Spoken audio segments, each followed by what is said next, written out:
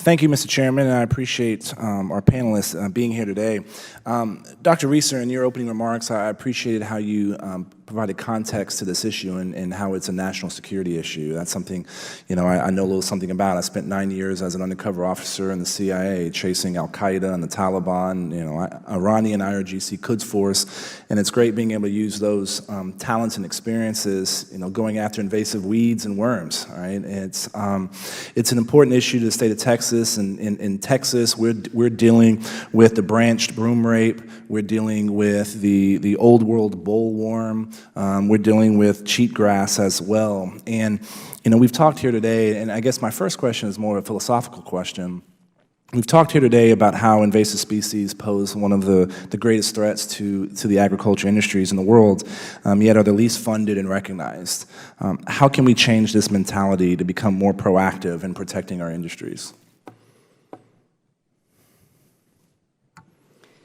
Thank you for the question. I think it's a really good one, and something that deserves a lot more time than what we have available to us. I think one of the challenges that has existed within this issue in the agricultural context is the long history of using the word pests and weeds, which don't galvanize the public's emotive response to this issue. A lot of people will equate weeds to dandelions, which are in their backyard and they don't feel are particularly threatening. The invasive species issue itself, because of examples that have been emerging from around the world, is getting more of the public's perspective on the real risks associated with these non-native organisms impacting them personally. And I think as we raise the profile of this issue, as we communicate case studies effectively, as we draw the relationships between these individual species and people's personal lives, whether that be in the agricultural context or otherwise, we will see additional calls for support in all sorts of ways, financial, technical, and otherwise.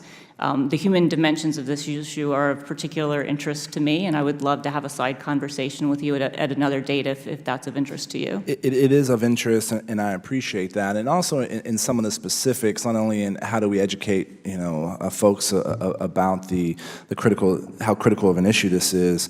The old world bollworm poses a significant threat to corn, cotton, and other important crops throughout the U.S. And given that it reached Brazil and Puerto Rico, and that in June of this year, one worm was found in Florida, is there a federal protocol in place for an effective response to eliminate any isolated infestations before the pest spreads and becomes established in the U.S.?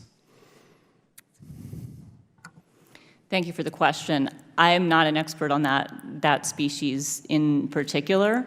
I do know that USDA has been working on eradicating the Texas boll weevil, if in fact we're talking about the same species, and that work has been mostly successful.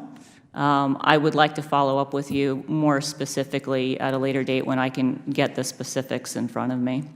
Great, I appreciate that and would welcome that. And my last question, there's been some conversations already on cheatgrass. The latest research suggests that targeting grazing at optimum times, either before the seed pods develop or after they drop, reduces recurrence on rangelands more than anything else we've tried. And given the tremendous wildfire issues and detrimental effects to sage-grouse habitat associated with cheatgrass, shouldn't research like this be a priority? And what are agencies doing to coordinate their efforts to streamline unnecessary environmental reviews for pilot projects and trials?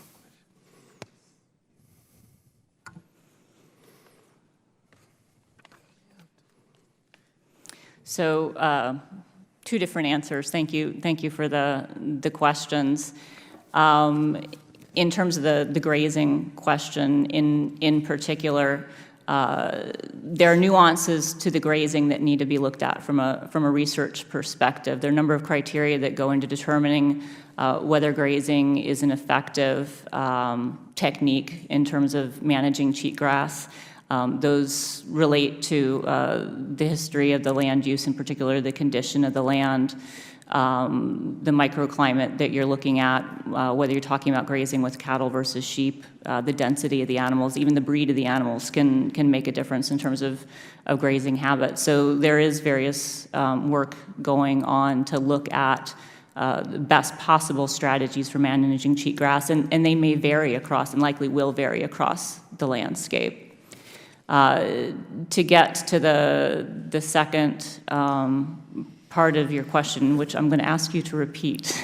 Sure, it's what are the agencies doing to coordinate efforts to streamline unnecessary environmental reviews for pilot projects and initial trials? Great, apologies, thank you for that. One of the priorities that emerged out of the Western Invasive Weed Summit that I attended 2 weeks ago was streamlining the NEPA process.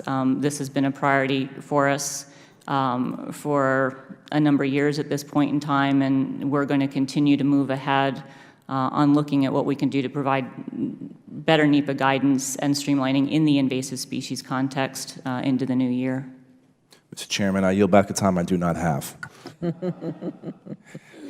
Chairman thanks the gentleman from Texas and recognizes